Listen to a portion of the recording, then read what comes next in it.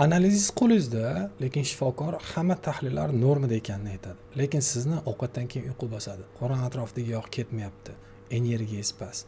Kechqurun shirinlikka kuchli xohishni sezasiz va siz o'ylab qolasiz. Hammasi norma bo'lsa, nimaga o'zim yomon his qilyapman? Sababi bor. Chunki ko'p holatlarda odatdagi analizlar sizga holatni to'liq ko'rsatmaydi. Chunki u ko'pincha bir ko'rsatkichga qaraydi, glyukozaga. Lekin metabolik muammo ko'p holatlarda boshqa joyda boshlanadi. Avvalgi videolarda biz aytgandik, ovqatdan keyingi uyquchanlik ko'pincha insulin tizimini birinchi signali bo'lishi mumkin.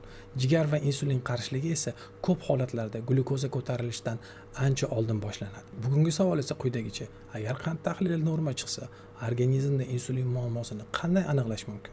Javob HOMA-IR indeksi orqali. HOMA analizi organizmni insulin bilan qanday ishlayotganini ko'rsatadigan indeks hisoblanadi. Formulasi juda oddiy. HOMA-IR glyukoza ko'paytirilgan insulin va bo'lingan 22,5 ga. Ya'ni och qoringa glyukoza va och qoringa insulin ikkalasini ko'paytirasiz va 22,5 ga bo'lasiz. Shuni o'zi xolos. Natijani o'zingiz hisoblay olasiz.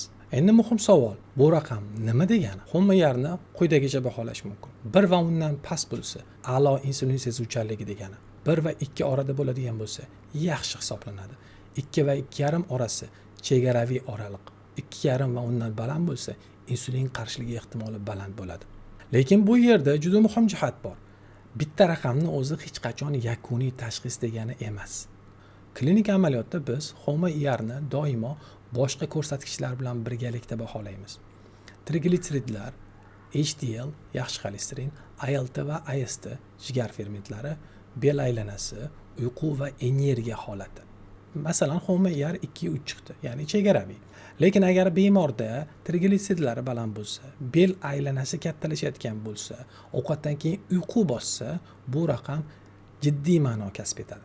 Va aksincha HOMA-IR 2-6, lekin bemorda simptomlari yo'q, triglitserid normada, bel aylanasi yaxshi.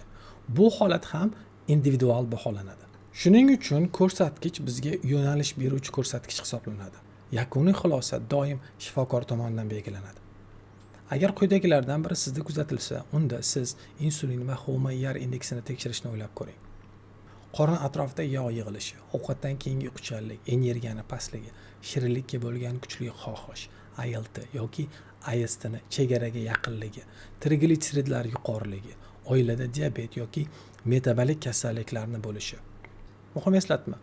Bu video siz o'zingizga tashxis qo'yishingiz uchun emas. Maqsad qaysi savolni shifokorga berish kerakligini bilish va hamma tahlil norma bo'lishi doimo yetarli emas ekanligini tushunish. Endi katta xatolardan biri faqat glyukozaga qarab xotirjam bo'lish. Metabolik jarayon odatda quyidagicha rivojlanadi. Birinchi insulin ko'tariladi, triglitserid oshadi, jigarni yog' bosadi va faqat keyin glyukoza ko'tariladi.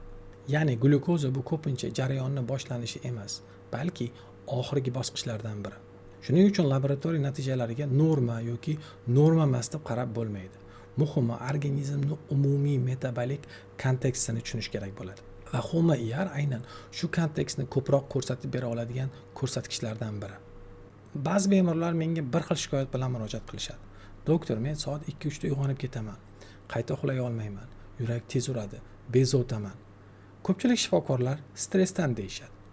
Lekin bu bemorlarning aksariyatida boshqa narsa ham bo'lishi mumkin.